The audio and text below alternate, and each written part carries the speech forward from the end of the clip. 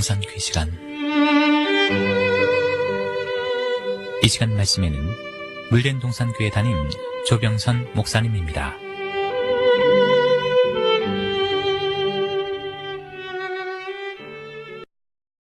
할렐루야, 평안하셨는지요? 물된 동산교회 조병선 목사입니다. 오늘은 새 제목, 계시록의 5번째 축복인 첫째 부활에 참여하는 자들의 복에 대해 말씀을 드리고자 합니다. 우리는 그동안 이 계시록에 제시된 7 축복은 성경 전체 결론적인 축복이라는 사실을 배웠습니다.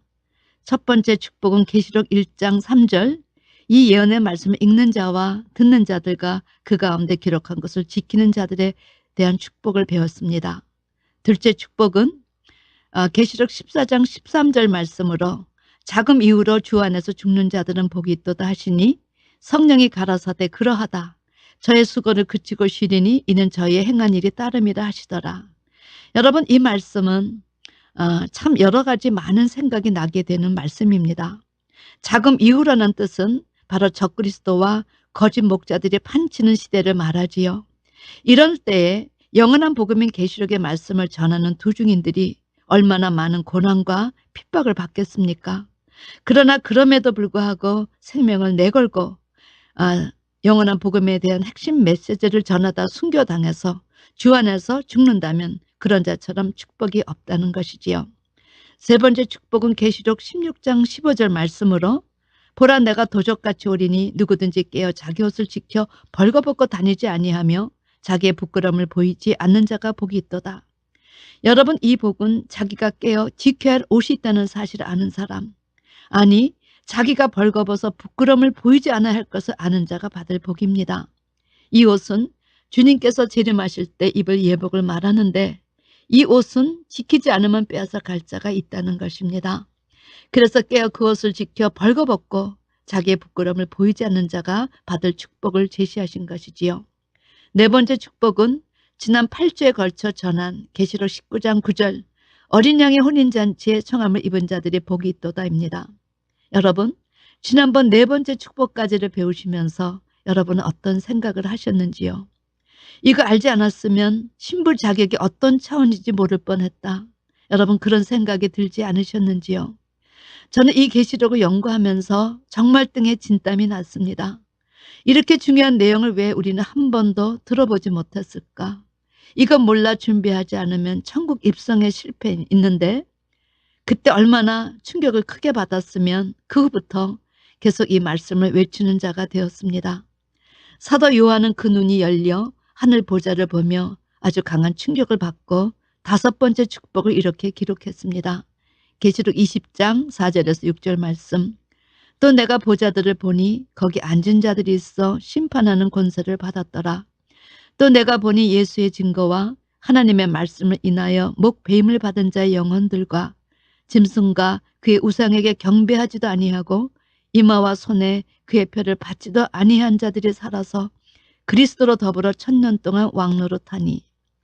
여러분, 여기 하늘보좌에 앉은 자들은 14만 4천 하나님 나라 종들입니다. 이들이 누구인가 하면 마태복음 19장 28절을 보면 주님께서 살아계실 때 제자들에게 이렇게 말씀하셨습니다. 내가 진실로 너에게 이르노니 세상에 새롭게 되어 인자가 자기 영광의 보좌에 앉을 때에 나를 쫓는 너희도 12보좌에 앉아 이스라엘 12지파를 심판하리라. 여러분, 이렇게 말씀하셨는데 이제 예수를 쫓던 자들이 지금 어떻게 되었는가? 다 죽어서 그 영혼이 천국에 가서 주님의 오른쪽 보좌 옆에 보좌들에 앉아 있다는 것입니다. 계시록 축복 2번째에서 자금 이후로 주 안에서 죽는 자들이 축복이 있다고 하시는 말씀이 성취된 장면입니다.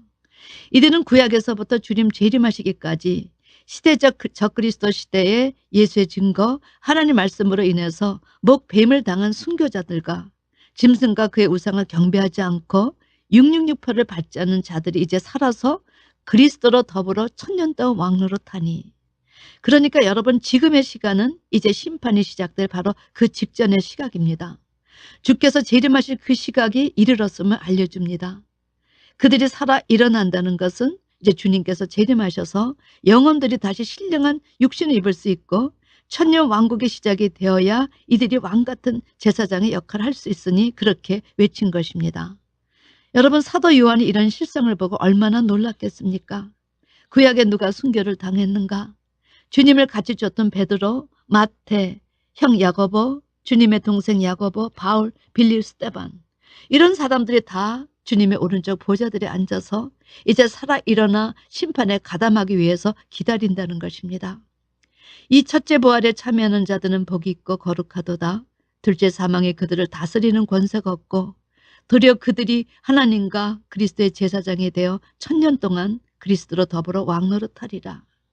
여러분, 이 다섯 번째 축복은 한마디로 예수의 증거와 하나님의 말씀을 인하여 목배임 받은 자들과 짐승의 우상에게 경배하지도 그 표를 받지 않는 자들이 참여할 첫째 부활에 대한 축복에 대해 말하고 있습니다.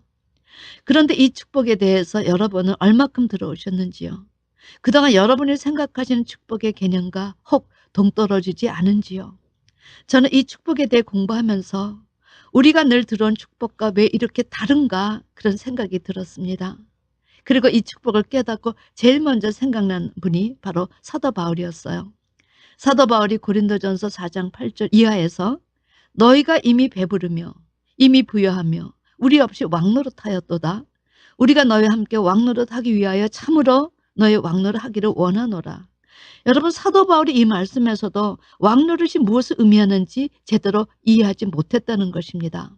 9절에 내가 생각컨대 하나님이 사된 우리를 죽이기로 작정한 것 같이 미말에 두셨음에 우리는 세계 그 천사와 사람에게 구경거리가 되었노라.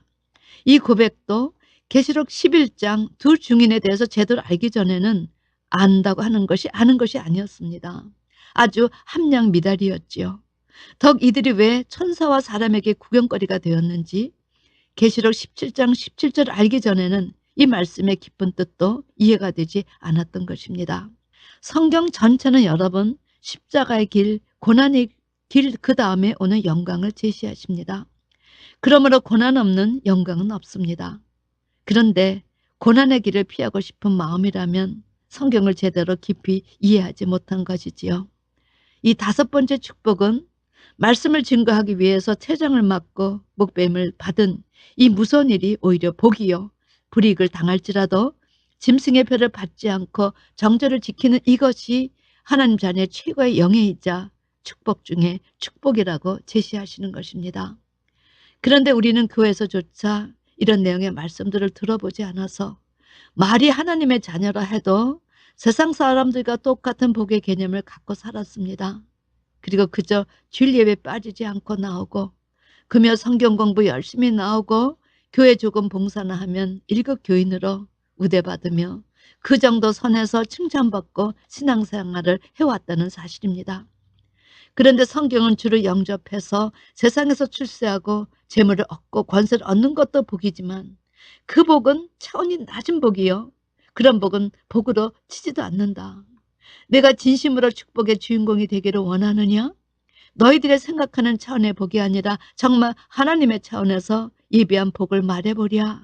그리고 제시하신 복은 이 영원한 복음인 작은 책을 통째로 먹고 장차 올 심판을 잘 외치다가 끝까지 세상과 타협하지 않고 순교하여 죽는 축복만큼 최고의 축복과 최고의 영예가 없다고 어떻게 죽는가에 대한 축복을 제시해 주신다는 사실입니다. 성경에 37,500가지 축복이 제시되었다고 합니다. 여러분, 이 37,500가지의 축복을 계시록은 다시 7가지로 요약해서 아주 진액으로 만들어 우리에게 증거해 주십니다. 그런데 다시 이 7가지 축복을 또다시 농축시켜서 한 개의 캡슐로 만든다면 주 안에서 죽어 첫째 부활에 참여하는 자가 복의 주인공이라고 말하는 것입니다. 계시록에서 제시하는 축복은 우리가 그동안 듣고 생각해왔던 그런 복하고는 근본적으로 본질적으로 차원이 달랐습니다. 만약 제가 여러분에게 이 목배임을 당하고 매매할 수 없어 모든 삶의 불이익을 당하는 이 고난이 축복이니까 이 축복 받으시라고 외치면 여러분 자신 있게 아멘 하고 화답하실 수 있겠습니까? 만약 여러분이 아멘 하고 화답하실 수 있다면 여러분은 성경에 말하는 본질적인 축복, 하나님 차원의 축복이 무엇인지 깨달으시고 그 축복을 향해서 전진할 수 있는 힘을 갖추신 것입니다. 우리는 그동안 무지해서 작은 축복만 바라보고 축복의 문 앞에서 배만 하였지요. 그러나 이제라도 깨달았다면 자신 있게 영원한 축복의 문에 들어가 축복의 주인공이 될 수 있도록 신앙으로 거듭나야 할 것입니다. 하나님의 부르심에는 후회가 없습니다. 하나님은 부르시곤 그냥 내버려 두시지 않습니다. 하나님의 지혜와 하나님의 능력을 덧입혀 주셔서 일할 수 있도록 만드시는 분이지요. 그러므로 말씀줄을 끝까지 잘 잡는 자에게는 요동이 없이 이 길을 갈 수 있게 함께 해주시기 때문에 이 길을 자원하는 마음으로 기쁘게 가는 것입니다. 선교사님들이 오주에 나가서 생명을 걸고 복음을 외치는 것이 다 이런 성경적인 축복의 개념을 알기 때문입니다. 제가 언젠가 한번 말씀을 드린 적이 있습니다. 제가 권사 시절 섬겼던 교회에 제가 아주 사랑하는 젊은 부부가 있었습니다. 그런데 어느 날 이 부부는 기도 중에 하나님의 부르심을 받고 오주로 선교사로 나가기로 작정을 하였지요. 그래서 교회에 그 사실을 알렸고 저희 모두는 그런 결정에 부러움과 도전을 받게 되었습니다. 그때 제가 그 교회 선교부장이었는데 어느 날 이 여자 집사님이 급하게 전화가 왔습니다.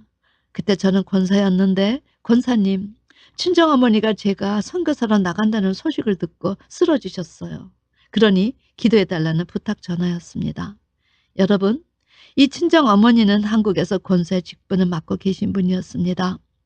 그런데 선교사로 나가겠다는 딸의 소식을 듣자마자 할렐루야 아멘이 아니라 쓰러지신 것입니다. 사위는 미국의 대학 교수요. 토끼 같은 손자 손녀가 셋. 크지 않지만 아담한 집도 하나 갖고 있어. 정말 미국 가서 안정되게 잘 사는데 이제까지 쌓아놓는 거 왜 다 버리고 오지에 나가느냐. 웬 청천벽력 같은 소리냐. 여러분 이 충격이 얼마나 크면 친정어머니께서 쓰러지셨겠습니까? 그런데 이것이 저나 여러분이나 대부분의 성도들이 갖고 있는 계시록의 내용을 제대로 알기 전에 신앙관이요 축복관이라고 저는 생각합니다. 말은 아멘이요 말은 주여 주여 하지만 마음속으로는 이런 것은 내게는 이루어지지 말지어다. 내 자식에게는 이것이 이루어지지 말지어다. 목배임을 당하고 순교해서 무섭게 그렇게 죽어서 상급받느니 그냥 그럭저럭 이 세상에서 더 잘 살고 더 잘 먹고 잘 입고 사는 것이 더 낫다. 이렇게 생각하며 축복을 요리조리 피해 다녔다는 것입니다. 저도 두 증인의 축복에 대해서 잘 몰랐을 때 어떤 전도사님이 제 아들이 장래 순교를 당할 것이라고 예고하셔서 한밤을 뜬 눈으로 세운 적이 있습니다. 이러므로 권사님의 마음을 누구보다도 잘 이해했지요.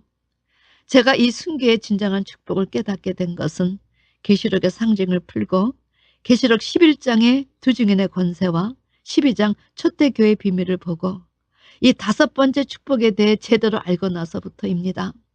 그전에도 안다 생각했는데 아니었습니다.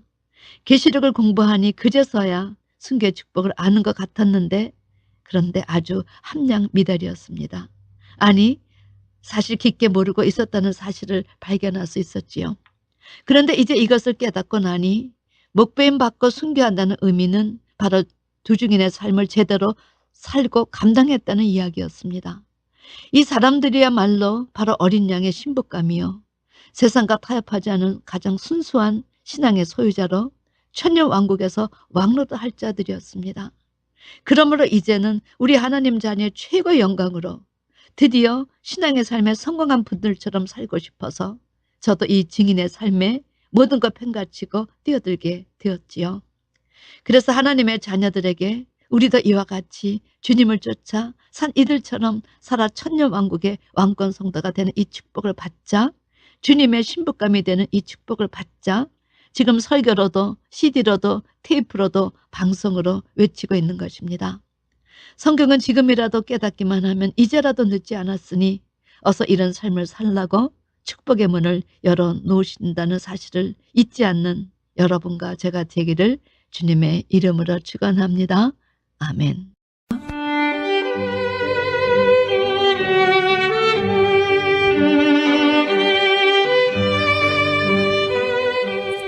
지금까지 말씀에 물된 동산교회 담임 조병선 목사님이었습니다.